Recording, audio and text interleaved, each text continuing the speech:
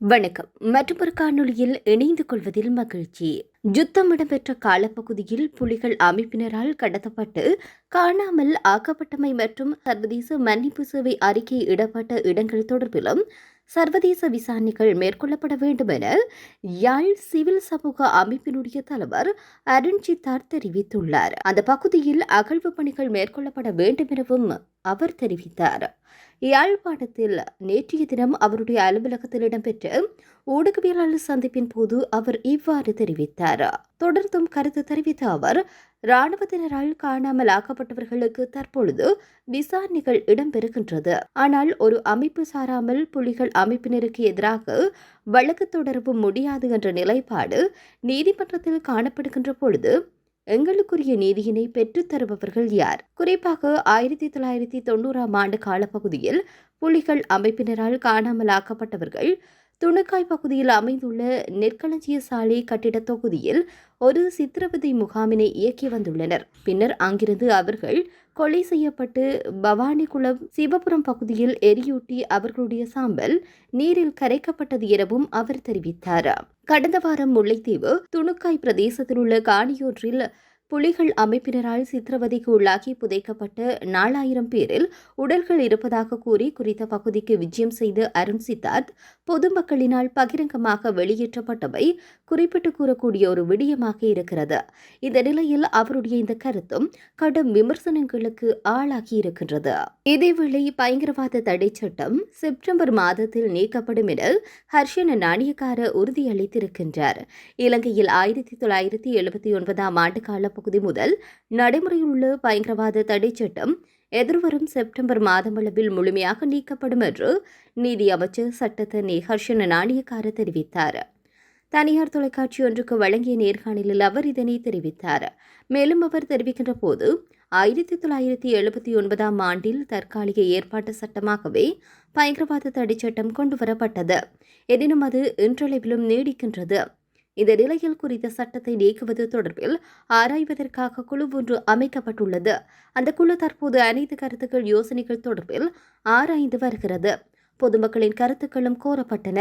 அந்த வகையில் செப்டம்பர் மாதமளவில் பயங்கரவாத தடை சட்டம் முழுமையாக ரத்து செய்யப்படும். கருத்து சுதந்திரம், அரசியல் சுதந்திரம், அடையாளம் என்பவற்றை பாதுகாக்கும் வகையிலும் சர்வதேச நியமனங்களுக்கு அமையவும் மக்களின் அடிப்படை உரிமைகளை பாதுகாக்கும் வகையிலுமே புதிய சட்டத்தை இயற்ற எதிர்பார்க்கின்றோம். பழைய பயங்கரவாத தடை சட்டம் தொடர்பில் இந்த விமர்சனங்கள் எல்லாம் நிவர்த்தி செய்யப்படும். அதேவேளை நூதன பூகோள பயங்கரவாதத்திற்கு முகம் கொடுப்பதற்குரிய சட்ட பாதுகாப்பு கவசமும் அவசியம். அதற்குரிய ஏற்பாடும் செய்யப்படும் என்று அவர் தெரிவித்திருக்கின்றார். இதேவேளை நேற்றைய தினம் SM சந்திரசேன கைது செய்யப்பட்டிருக்கின்றார். அதன் அடிப்படையில் அவரை விளக்கமறியலில் வைக்க நீதிமன்றம் உத்தரவு பிறப்பித்துள்ளது. புதுக்கடி நீதவான் நீதிமன்றத்தில் நேற்றைய தினம் அவர் முன்னிலைப்படுத்தப்பட்ட போதே எதிர்வரும் 18ஆம் தேதி வரை அவரை விளக்கமறியலில் வைக்குமாறு உத்தரவு பிறப்பிக்கப்பட்டுள்ளது. இதேவேளை 2026ஆம் ஆண்டிற்கான வரவு செலவு திட்டத்தின் ஒதுக்கீட்டு வரைவை எதிர்வரும் அக்டோபர் மாதம் நாடாளுமன்றத்தில் முன்வைப்பதற்கு அமைச்சரவை அனுமதி வழங்கியுள்ளது. இதற்கமைய வரவு செலவு திட்டத்தின் 2ஆம் வாசிப்பு மீதான விவாதத்தை நவம்பரில் நடத்துவதற்கும் டிசம்பரில் இறுதி வாக்கெடுப்பை நடத்துவதற்கும் திட்டமிடப்பட்டுள்ளது.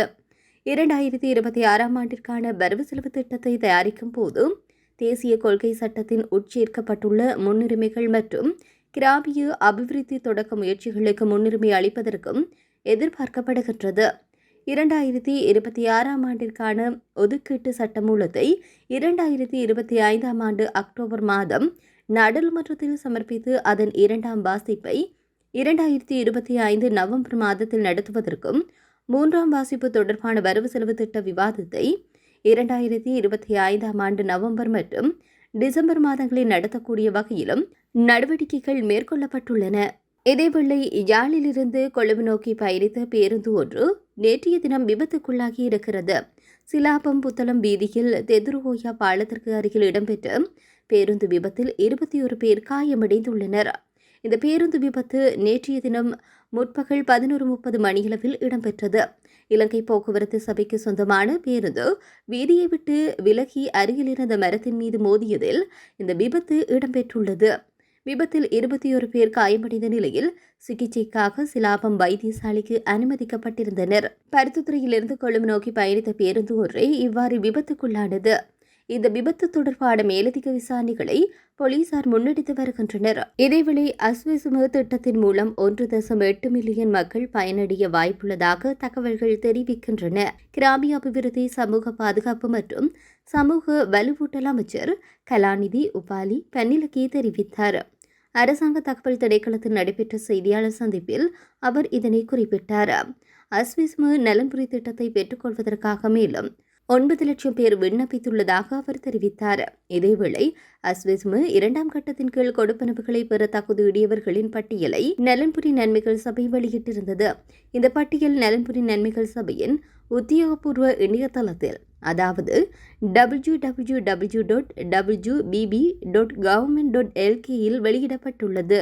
இதேவேளை யாழ்ப்பாணம் செம்மணி மனித புதைகுழியிலிருந்து இதுவரையில் மீட்கப்பட்டுள்ள 40 எண்புக்கூட்டு தொகுதிகள் அடையாளம் காணப்பட்டுள்ள நிலையில் அவற்றில் இதுவரை முழுமையாக அகழ்ந்தெடுக்கப்பட்ட 34 மனித எண்பு தொகுதிகள் யாழ்ப்பாண பல்கலைக்கழகத்தில் பாதுகாப்பாக பேணப்பட்டு வருகின்றன என காணாமல் ஆக்கப்பட்டவர்களின் உறவினர்கள் சார்பான சட்டத்தரணி VK நிரஞ்சன் தெரிவித்தார்.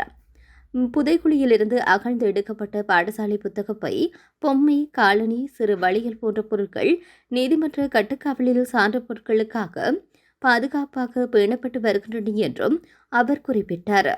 செம்மணி புதைக்குழி வழக்கில் காணாமலாக்கப்பட்டவர்களின் உறவினர்கள் சார்பான சட்டத்தரணி VK நிரஞ்சன் ஊடகங்களுக்கு கருத்துரைக்கும் போது இதனை தெரிவித்தார். அவர் மேலும் தெரிவிக்கின்ற போது, மனித புதைக்குழி அடையாளம் காணப்பட்ட செம்மணி சித்துவாத்தி இந்து மயானத்தின் முதற்கட்ட அகழ்வு பணிகள் 3 நாட்கள் இடம்பெற்ற வேளையில் மழை காரணமாக நிறுத்தப்பட்டு பின் 6 நாட்கள் அகழ்வு பணிகள் இடம்பெற்றிருந்தது.